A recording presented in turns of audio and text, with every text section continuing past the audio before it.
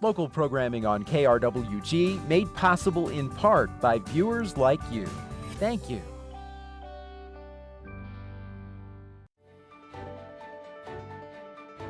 Welcome to Your Legislators, a production of KRWG Broadcasting. Your Legislators is a public service program providing our viewing audience in southern New Mexico the opportunity to hear about important legislative issues directly from their elected representatives in Santa Fe. Thank you so much for joining us for Your Legislators. I'm Fred Martino. We're very pleased to have with us from Santa Fe this week Representative Bill McCamley of Las Cruces. Bill, thank you so much for taking time out for us. I know you have a very busy schedule up there with lots and lots of meetings. Yeah, Fred, I apologize for being a little late. We just actually were in a Rules Committee meeting I had to skip out on to be here, but it really is important that we talk to folks and let them know what's going on. So I really appreciate the opportunity to be on your show. Well, we are glad to have you here. You were in the news this week on KRWG.org and on other news outlets in regard to a bill that would have prevented the Trump administration from building its wall in southern New Mexico. As I understand it, though, the governor does not want to entertain this during the session. Your thoughts on this? Thanks, Fred. Well, you know, most people in New Mexico understand that this border wall idea is a really bad idea, and that a lot of people that are scared of the border that live in West Virginia and Ohio and Wisconsin and places like that are the ones really pushing this thing, whereas we know that we live in a very safe community. I mean, the murder rate in Las Cruces actually dropped last year. El Paso is one of the safest places in the country to be. And the problem with the wall is there are many of them. First off, it's really expensive. From what the reports that we get, the president is asking for between $14 and $18 billion. And if we got $1 billion of that here in New Mexico, we could fund early childhood education for 6 years. So the massive amount of money we're spending on something that could be spent on job creation and our kids is a real issue. Secondly, we all know it's going to be ineffective. A lot of the people that are here didn't even come through the desert. They came legally. They had a tourist visa, or they just came over for the day and stayed. And so that's not really going to solve the problem. Furthermore, we're hearing drug cartels don't mind the wall at all because they're going to find other ways of getting around that wall. And so Janet Napolitano, who used to be the governor of Arizona, she said it best: show me a 50-foot wall and I'll show you a 51-foot ladder. Lastly, Fred, and this is something that I really care about personally, and as the chair of the Economic Development Committee here in the House, we need to grow more jobs here in New Mexico. We are one of the lowest states in terms of employment. We have one of the lowest per capita incomes. We need more good job opportunities. And border trade, our work with Mexico, especially in Santa Teresa, but throughout the state, has been one of the few bright spots we've had in creating jobs in New Mexico. I think there's over 4,500 jobs now created just in Santa Teresa alone. Half of those go to New Mexicans. There's opportunities now in Hobbs, in Las Cruces, in Santa Fe, in Farmington that come from that trade. And we went to Mexico a couple of years ago, and we talked with Mexican officials and business people on a fairly regular basis, those of us that are involved in the Santa Teresa operation. And you know what they say? They say, we hear Trump, we hear him calling us rapists and drug dealers, and this wall, we know it's going to be ineffective. It's just a monument to fear, and it makes us less likely to want to do business with folks over on that side of the border. And just lastly, if you go to Arizona, their new Republican governor has made it a priority to have good relationships with Mexico. All of his cabinet secretaries have to make sure they have relationships with their counterparts in Sonora, which is the other state on the other side of Arizona. They actually just made a big deal out of creating a sky bridge, which is a new customs facility in their airports in Tucson and Phoenix that will make it easier to ship goods back and forth. And so when we create bridges instead of walls, it's better for everyone and it creates more jobs, and that's what we should be focusing on.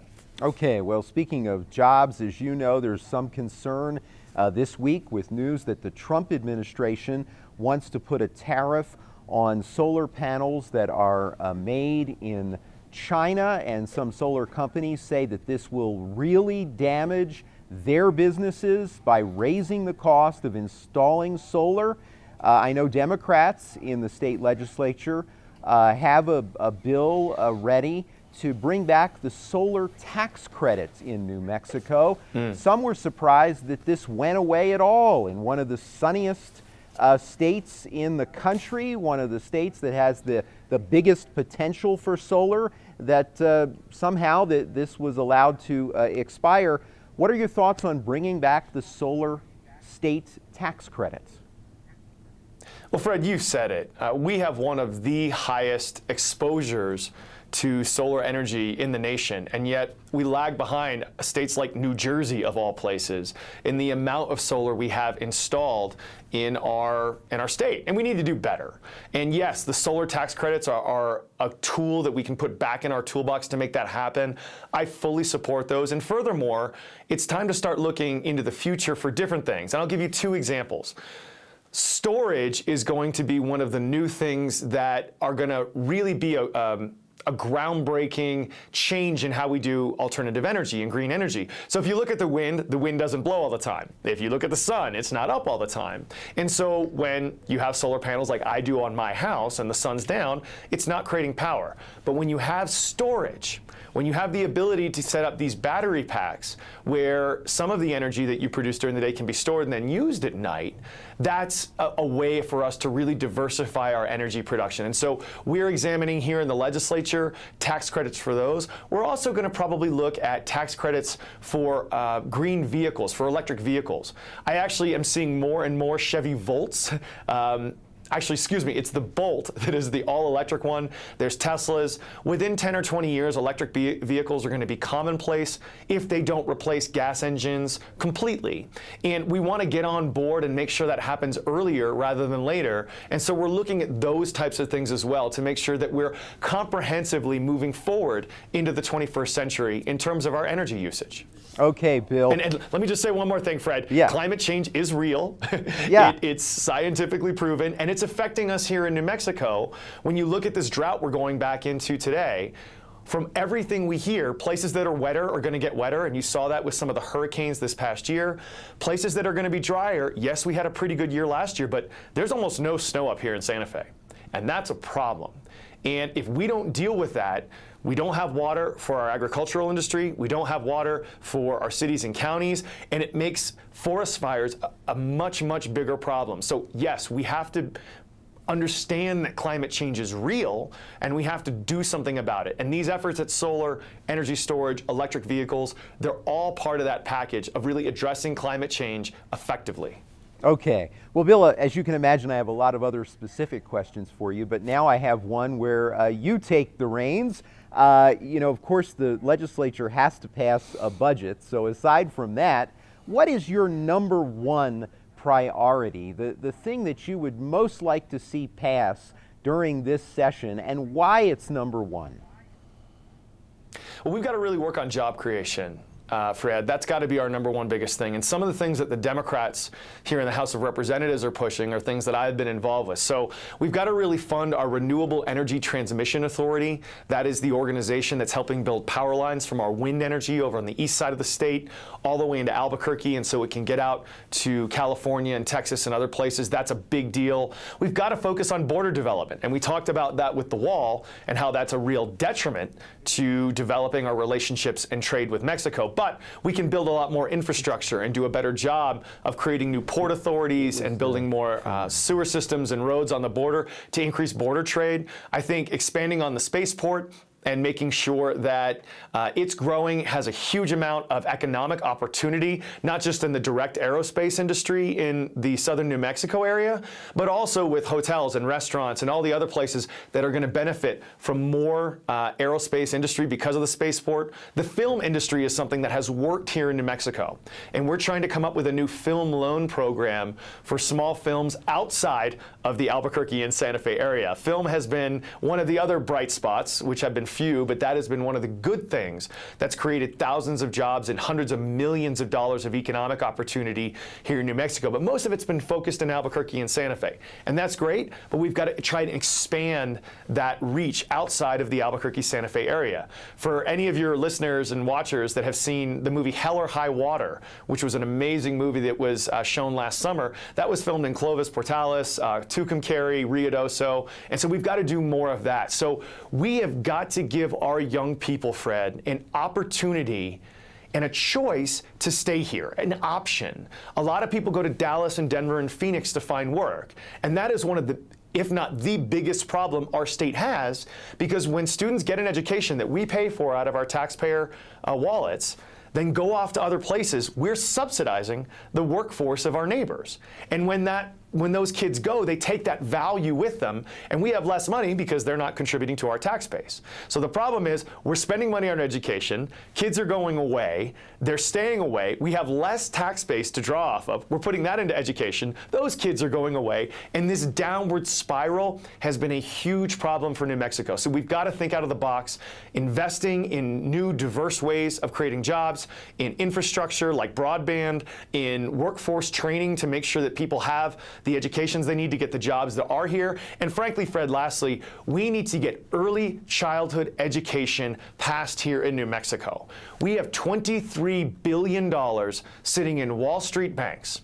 Over a 30-year period, the S&P 500 makes about 7 to 8% per year. However, we don't spend any of that.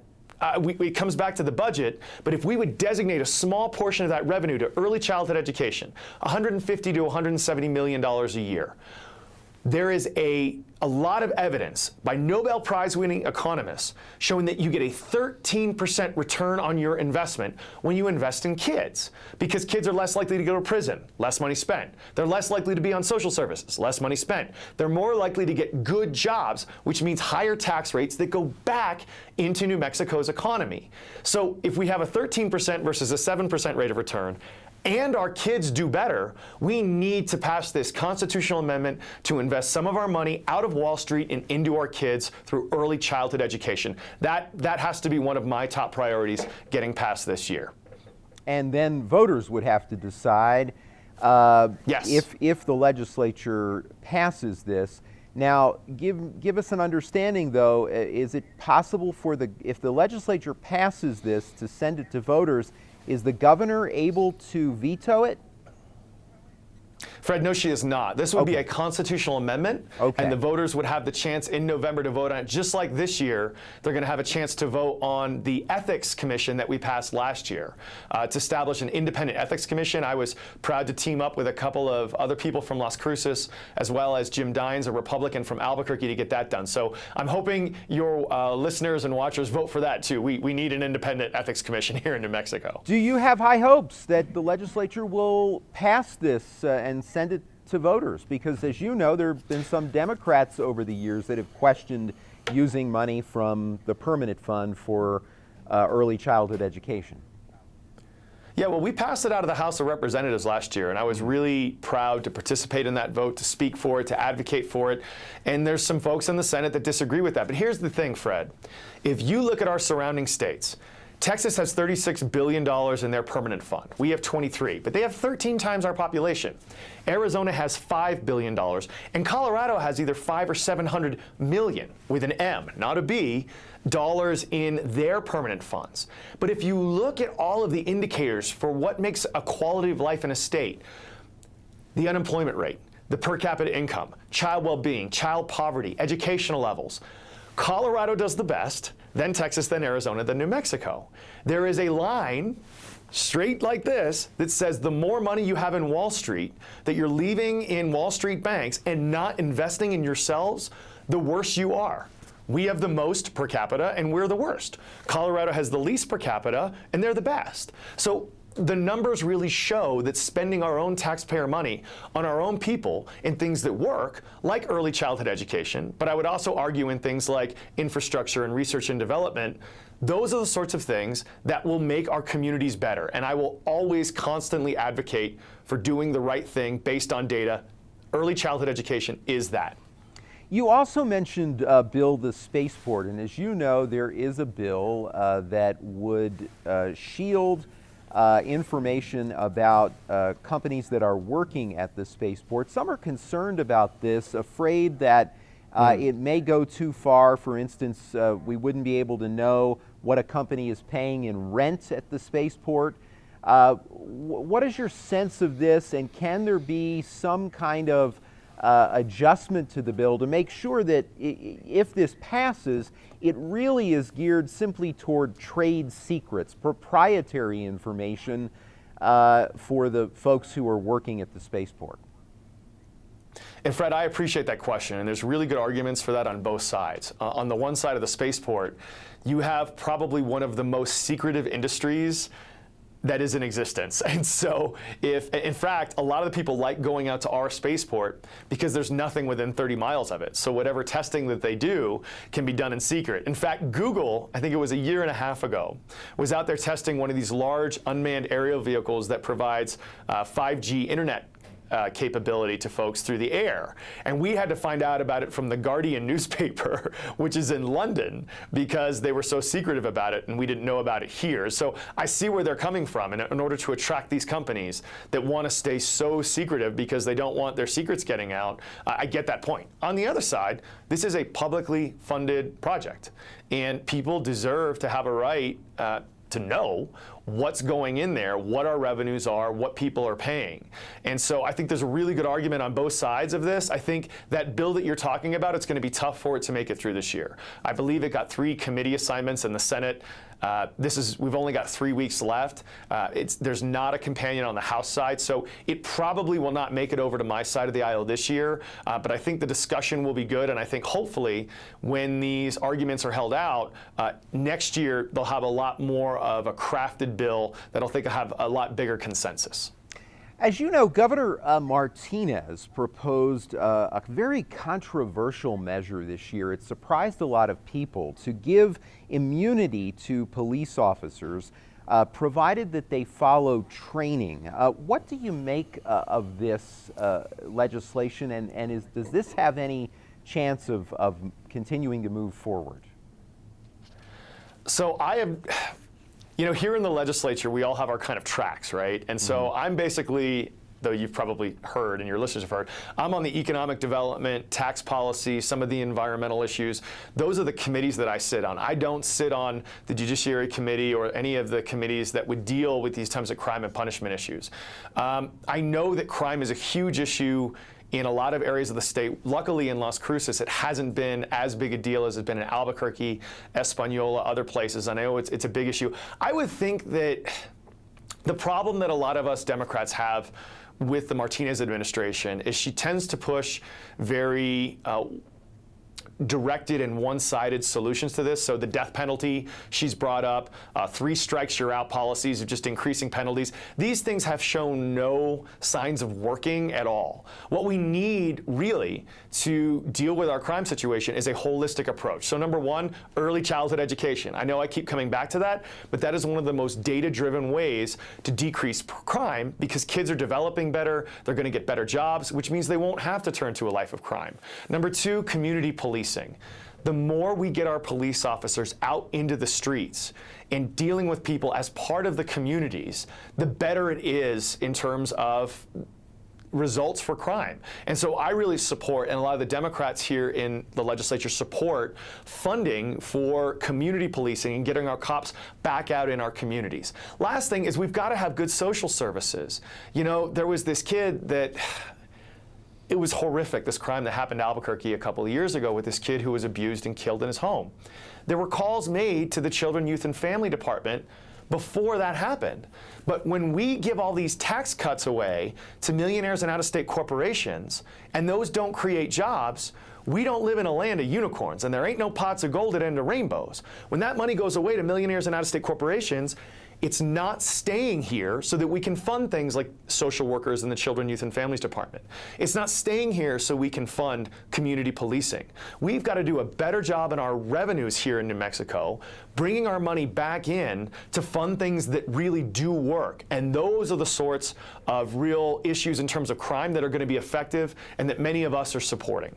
Along those lines, you mentioned earlier expanding broadband. A related issue to that, as you know, the Federal Communications Commission has a lot of people upset because of ending net neutrality, the idea that you treat all web traffic equally. And some states now, after the FCC has taken this action, have said, oh no, in our state, and New York is one of them, we're going to continue to have net neutrality. Some want this to be the case in New Mexico. What are your thoughts on that?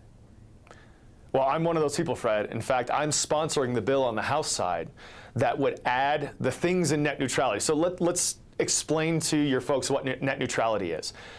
What the Obama administration did was put protections on the internet. They said that cable companies like Comcast and phone companies like CenturyLink, they were not allowed to do some things. They were not allowed to throttle the internet, which means creating slow and fast lanes. So if you pay them a lot of money, they'll keep you in a fast lane, but if you can't afford it, you go in a slow lane, which means your access is a lot slower. They're not allowed to block certain websites for whatever reason that they want. And that was something that other countries have allowed people to do. And because the Trump administration reversed that, they're siding with these massive corporations in allowing them to discriminate against websites and discriminate against people based on how much money they pay. So what we're proposing here in New Mexico is to add these sorts of issues, what Obama had set up for net neutrality, these protections for people, into what the state calls its Unfair Practices Act. And we've introduced that bill. Unfortunately, the governor doesn't think this is a priority. We're in a 30-day session here in New Mexico, which means that if it's not a budget item, the governor has to decide whether or not to put it what's called on the call. And she just has sided with the corporations on this. She's not making this a priority and letting us move forward on this. Furthermore, Fred, I'll say that other states, other governors, are taking different approaches than just adding it to law. They're saying if you're a company that wants to do business with the state of New Mexico and get our money for doing business with us, you have to internally guarantee that you have these net neutrality protections. Our governor has also decided not to do that, and I think that's really sad and wrong, and here's why. The internet is the 21st century. Access to that kind of information is so important. It's important for business. It's important for education. It's important for people that go shopping online all the time.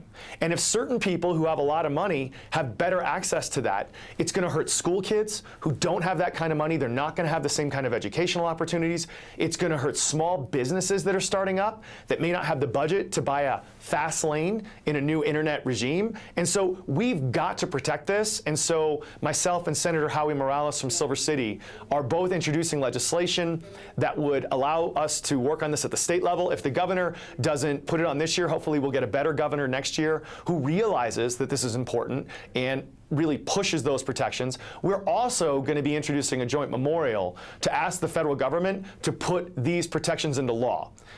Because these types of discriminatory policies for the internet are going to affect low-income people and small businesses more. And New Mexico, we have a lot of low-income people, and we have a lot of small businesses. It's more important even here than in other states to get these protections for equal access to the 21st century internet here than in other places. And that's why we feel so strongly about it, and we're pushing it so much. Well, Bill, as you know, one thing the governor is pushing for, and some representatives and senators are pushing for, are changes to our gross receipts tax. However, we don't have all of the information yet in a study that the state commissioned, so it's difficult to make a complete overhaul on this. What would you like to see, if anything, in terms of changes, and what do you think can pass during this short session? So, Fred, you're asking a very complicated question that I'm sure I have 2 or 3 minutes to answer. But maybe the two. long and short of it is this. Yeah, all right. So we have a very Swiss cheese tax code. So if anyone who buys something in Las Cruces, like a shirt or gets your car fixed, you pay over 8% in gross receipts taxes. And that's a real issue because that's very, very high, right? The problem is this. We've carved out so many different exemptions, deductions, and credits to that we've still got to bring in the same amount of money to fund cops, to fund schools. So the rate itself goes up. And there are a lot of people that want to see a lot of those loopholes closed and then lower the rate. That's a good idea, and it does need to happen. There's 2 issues with that. First of all, our gross receipts tax is very regressive. It hits people in the bottom income levels a lot more than it does people in the top income levels. And there are a lot of us that want to see holistic tax reform. I'll give you an example. In New Mexico, if you work for a living, you pay 5% of your salary in income taxes. However, if you get investment income, let's say you inherit $3 or $4 million from your grandparents, and all you do is make money off of the stock market, you only pay 2.5%. This was done a few years ago, about 17 years ago, as a trickle-down economics experiment where we said, oh, we'll give all these rich people money and they'll pay it down. It hasn't worked. No jobs have been created. It hasn't had any real economic opportunity. 70% of that benefit goes to the top 10% of people in New Mexico, and it hasn't helped anybody. So there's a lot of us that say, okay, let's get rid of those as well and lower the rate even more, or transfer some of that benefit to working people and those that need it most. Republicans so far have not been willing to bring those sorts of issues to the table for holistic tax reform, and that's what a lot of us want. Secondly, Fred, the issue is this, that federal tax scam that was passed at the very end of last year, where Republicans gave such a huge amount to corporations and millionaires, they don't even know what's in it. If you paid attention to what was going on at the time, people were writing in the margins at the last minute, and I don't think people at the federal level know even what they passed. And so for us to do something in a very short window of time, without even knowing how that is going to affect New Mexico, I think would be really irresponsible. And I think it would be a good idea to wait this year, continue the discussions, and have that holistic discussion moving into 2019. Okay, Representative Bill McCamley, always interesting to talk to you, Bill, and we thank you for making some time for all of our viewers and folks who listen and watch online to get the latest on what's happening in Santa Fe. And we wish you the best of luck as the session continues. Thanks, Fred. I appreciate it. I hope all your watchers and listeners have an absolutely wonderful weekend. I'm ready for the weekend. I think you are too. Have a good one. Thank you so much for joining us at home, and we thank Bill McCamley. Next week, we will have Ron Griggs with us on Your Legislators. I'm Fred Martino. Have a great weekend.